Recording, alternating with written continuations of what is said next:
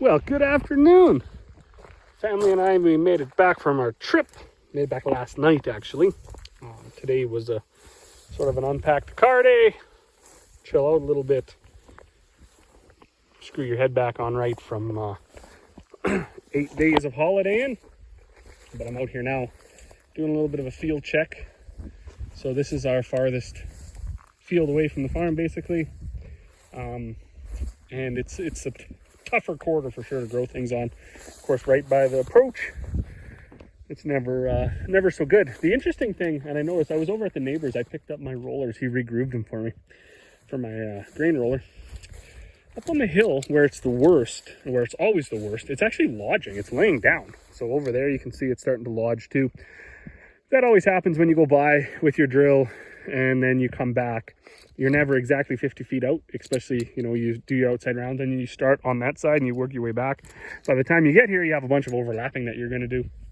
So it gets twice the fertilizer and then it lodges, which is the case over there. But I was really surprised to see it lodging up on the hill because that's no good at all. That's just terrible ground up there. But we've had some nice rains and you can see the barley is starting to turn over, which means it's starting to fill. I was trying to figure out if our malt barley heads are typically have that many seeds on them. That to me seems like way too many seeds. Of course, that would be a good thing, and if they all fill, that'll mean more of a yield. The other thing I want to check is height. Height is not important really for anything. It's only when you're getting into letting the neighbors bale it. You want to know if there's going to be any product at all for them to bale. And I forget what it was before. So I just walked out a little ways and it's about 20, let's say 24 inches tall. So there should be a little bit of material there. Another spot up there where it lodged. We always kind of expect this is going to be our worst field, our worst crop. But it looks pretty good. And we are getting the rains now. So we didn't have the rains for it to grow, but we're getting the rains now, hopefully for it to fill. Like I say, that's a pretty big head for a barley. At least I thought. I have to count that one. So it looks like there's 29 seeds in this head, and I'm sure our barley is usually like, the heads are like that tall. So who knows? You never know till it's in the bin, right? Guy doesn't want to get too excited. There's a lot more things that can happen to this crop before it ends up in the bin. But that being said, I'm going to go over to that half section. That's a 2/4 of barley right there. That kind of looked the best all year. I gotta find a way to get these guys turned, banging into each other. So my neighbor, Monkman Machining is actually his business name. He regrooves these for me. He's done my old set a few times. He's done this set now. This is the first time. He's also built me a whole bunch of stuff for the farm. So if you're in the area and you are looking for a machinist to fix some of your equipment or regroove your rollers or whatever, definitely give him a shout. Derek at Monkman Machining. So I stopped here in the middle of this half again. It's always way better at the north because the river floods into there. So it's got some river silt and stuff on it. And then it's a gradual uphill all the way to the south. We're up there, it's kind of on a knoll and not so great. Again, I just can't see. This, I think, is a more realistic barley head. Oh, I dropped that one. Okay, we'll grab another more realistic one. See what's in there. 2, 4, 6, 8, 10, 12, 14, 16, 18, 20, 22, 24. 24. I still think they're quite a bit bigger than they normally are. Because there's lots like this. But I don't know if you can see out there. That's wild oats. It's unfortunate. There's a big patch right here. And then up to the south there's some. The rest of the field is actually quite clean. But this was a situation of when do you spray it, right? I mean, the crop was almost outstaging the chemical recommendations. But it's also like 28 inches, say 26 inches tall. So a little bit taller than the field that's a mile south. Anyways, yeah, the crop was basically outstaging the chemical. So when it was weird because we planted it, it came up it didn't come up very nice, very uneven. Within a week, 10 days, it was already like, some of it had lots of leaves, some was just coming through the ground. Then a few days after that, we had stuff that was going into shot blade, and then there was still stuff that was just coming up.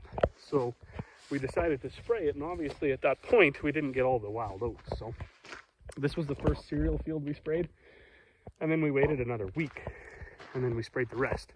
So there's not much for wild oats and anything else, but that's a risk you run when you spray too early, and also when your crop doesn't come up nice and even. It's it's often in 2 or 3 different stages, so you have to kind of go with the lesser of the evils. And in this case, it's going to be some wild oat pressure. I've always seen on our farm, when there's wild oats, your yield drops off to like nothing. So there's another spot you can see there where it's lodged, and that's just where you got to drive around the trees more than once. So this is our 2-for-1 stop here. We got this 400-acre chunk of wheat, and then we got this little, I think it's like 60 or 70 acres of oats.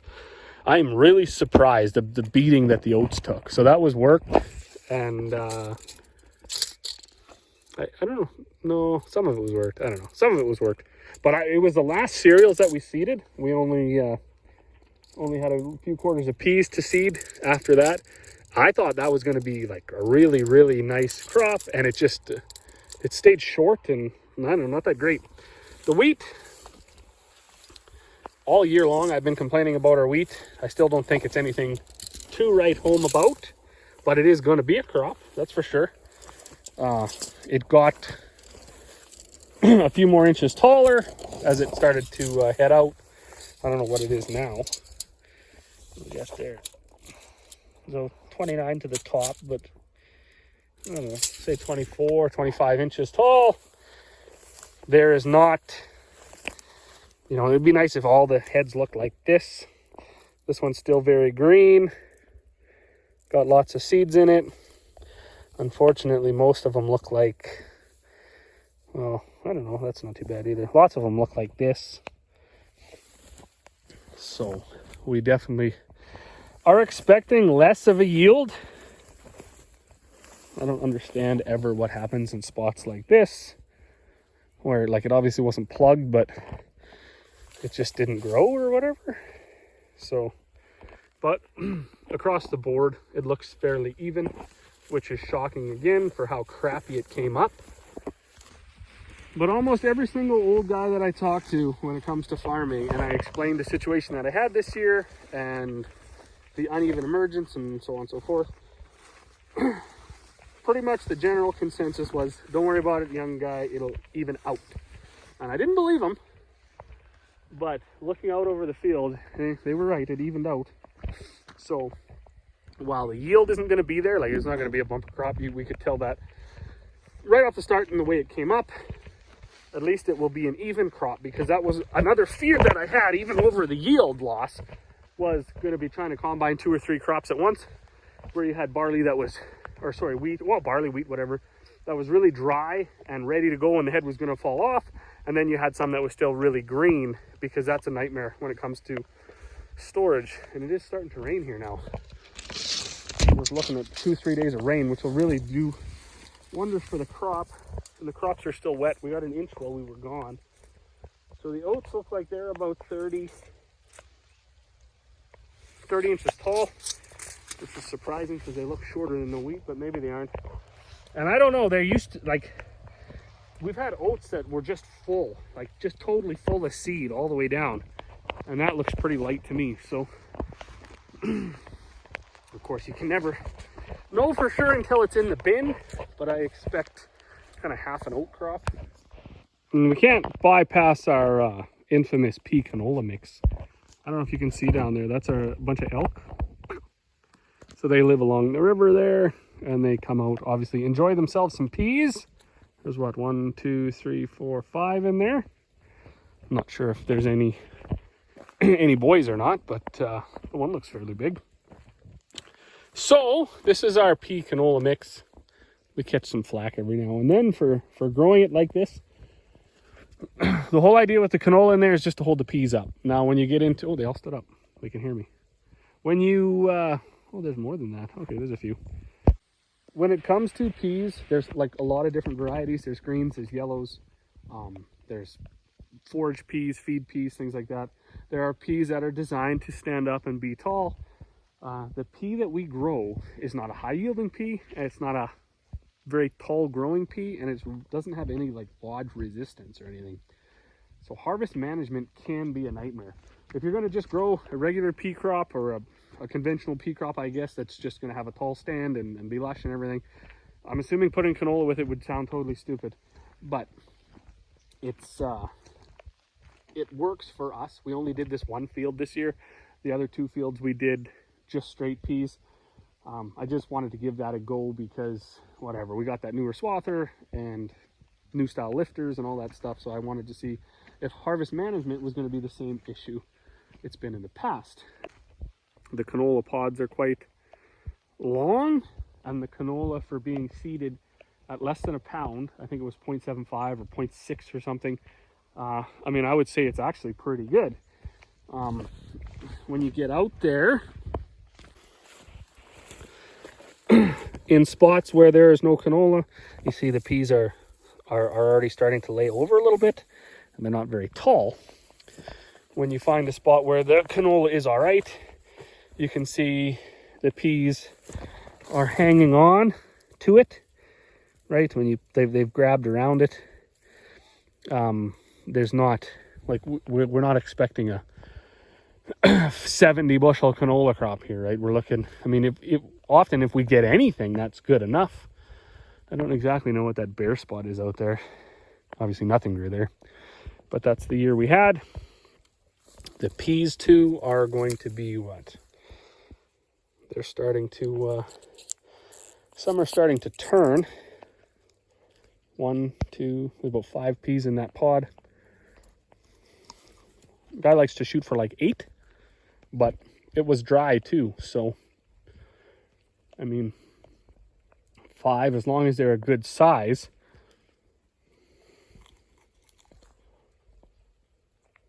Might be good enough for the year. It always amazes me though why some plants look like this and others don't. If he's just like, look how tall that pea could have been. Oh, it's like up to my waist, and then quite a few pods on the top, quite a few peas per pod. So my legs are getting quite damp with traipsing through there. That's one thing that a guy doesn't want to do, is go walking through a pea canola field very far. You will get tired very fast. So this is going to be the second last stop on our journey for today. We got canola on that quarter. We got peas on this quarter, but this quarter was not worked. I just direct seeded the peas into wheat stubble. And then we got peas on this quarter, and this quarter was worked last fall. So what I'm interested to see here is how much moisture was retained by not working the ground. Peas over there should be more per pod. Peas should be a little taller, if it makes any difference at all. These peas should be a little shorter. These 2 pea fields are just peas. There's no canola in here. So there's still a few flowers on them. Peas were the last thing that we seeded. As far as height goes, well, they're not very tall. This field is quite flat, and at the north end it's not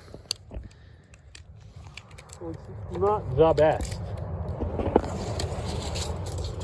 But what do we got here? I don't even know. 16 inches maybe? So, as I mentioned earlier, these are really not a tall variety of pea, but it is a little bit concerning when they grow so short, because if you're going to go ahead and swath them, you could actually cut them off, like if you can't cut low enough. But with our new swather and the new lifters and the way that the header can tilt and do this and do that, I have a feeling I should be able to get them. And even John Deere rigid headers, that's kind of one of the reasons we stick to rigid headers. We could upgrade them to drapers, but the rigid seems to take being smashed through the ground and the rocks a lot better than, that's a big fat pea pod, than some of the Draper headers that we've experienced. So, not very tall, and the peas, the pods aren't very big. So we'll see across the road here. The other thing that I'm quite impressed with is it stayed remarkably clean for peas. Sometimes you'll have a lot of Canada thistle and stuff in your peas, but I have no idea what that white plant is. I'm kind of curious to see what that is. Oh, it is mayweed. That's garbage. We don't have a mayweed problem. Mayweed problem exists further east. I have no idea what would have made just this tiny little corner have mayweed in it, but that's actually not very much. I think I'm just going to pick it right now. Holy man, am I out of shape. But that problem has been dealt with. So for anybody that's just like, oh, that guy's an idiot, he thinks he got his weeds by picking them. No, I know this will need a treatment, something like lawn trell or something, but at least that will not go to seed in the field. And right, you'd be naive to think that there isn't plants out there that haven't grown yet or are going to continue to grow, but you want to stop the spread obviously as best you can. These peas, at least right here, look different than those peas over there, as they should. If there's anything to direct seeding and saving moisture and blah blah blah, as far as height, what are they at? Come on here. You can't even hardly stick a tape measure down in through it. It's ridiculous. So could be 2 feet tall. Of course, this is would be like walking way out into that field, because this is a half section and nothing gets driven here, so it's like the middle of the field, even though it's right by the road. So I don't know, all in all, looks pretty good. I'm excited to have that. I gotta load that in the truck yet, but I parked over there, so I'll just back up and grab it. Now, over here in the canola, this is just canola by itself. I actually don't feel like walking too far into it because I'm extremely tired from picking that mayweed out of the peas. But it's, what do we got? Small. There's enough pods, I guess. Kind of small. It's nice that it is raining, so they'll get the moisture that they need to fill. Still got flowers on it, which is nice. On our trip, we had seen quite a few fields where they had, the flowers had already dropped right off. And that's no good, because once all your flowers are gone, you know, you're not getting any more yield. And it was quite dry as well, so the pods that are there may not fill to their potential. And then even the craziest thing, this is trying to be as optimistic as possible, the field right on the corner on the other side of the highway there, that was the first field of canola that we seeded. And it came up terrible, and I didn't understand why. I still don't understand why. But at this point, it's actually looking like it's a blessing, because it was about a week behind this canola here that was seeded within 24 hours of it. And what's happened here? There was only like 3 peas in this big pod. So I sprayed it again with Roundup, so it got 2 trips, where most of this other canola only got 1 treatment of chemical. Got the weeds out just because it came so bad. With no crop competition, the weeds started coming really bad.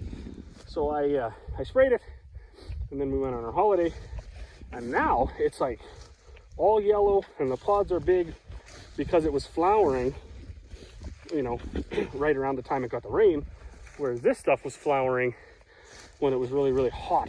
So got some heat blast on the leaves where they just fall off instead of making a pod. But anyways, I'm dirty. I'm now soaked from the waist down walking through these peas. These peas are quite a bit taller. Lots of pods. They're not as big as they've been in the past, but the peas in the pods are big. So that's kind of a win. I will stop at the sunflowers on the way back, and we'll have a look at them. And I'm sure you can, I don't know if you can see driving or not, but most of the leaves out in the middle of the field have fallen off. So it's just, you know, it's potting up now, and it's going to fill, and that is what it is. It would have been nice if it would have flowered a little longer, although it did flower for like 2-3 weeks, so that's kind of okay too. The neighbors across the road, most of them are dropping their leaves, But my disaster of a field that took forever coming up, look at it. Look at the difference there. Oop, who's this guy? So while it is a bit thinner when you look out into it, it's still like full flower and enjoying this rain. Hasn't getting heat blasted yet. So I do expect, and this has happened in the past, the crappiest field, the one you think you should work up, if you get the nice rain and you're patient enough to leave it, it can actually turn into be one of your best crops. So very excited to see what this yields, being like one of the most yellow fields that we've seen on our whole entire trip. And it was not by design. In fact, I was so discouraged by it about 3 weeks after I seeded it that I had even tossed around the idea of just working it up that summer following the field, so the crop wouldn't use the fertilizer and still be a crappy crop. And I'm kind of glad I didn't. So last stop here is going to be the sunflowers. They're starting to rain pretty good. So, but I mean, I'm already soaked, so whatever.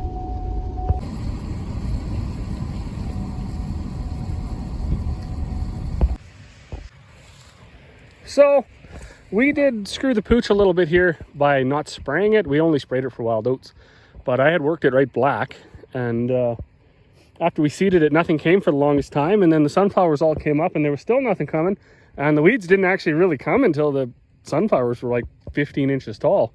And I don't know anything about sunflowers, so I didn't know what the idea was there. You're supposed to spray it or not. All this yellow stuff is volunteer canola, so that don't matter anyways. Most likely it'll just kind of get separated out when we combine it, and we'll have a bit of a volunteer issue here next year. That'll be in the back of our mind to spray it. Probably will be canola next year anyways.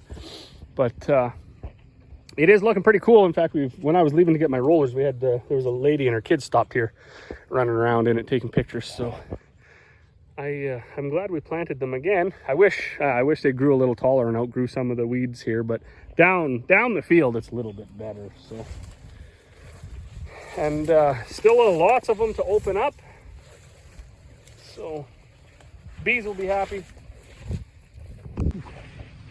As always, thanks for watching, and we will see you all on the next one.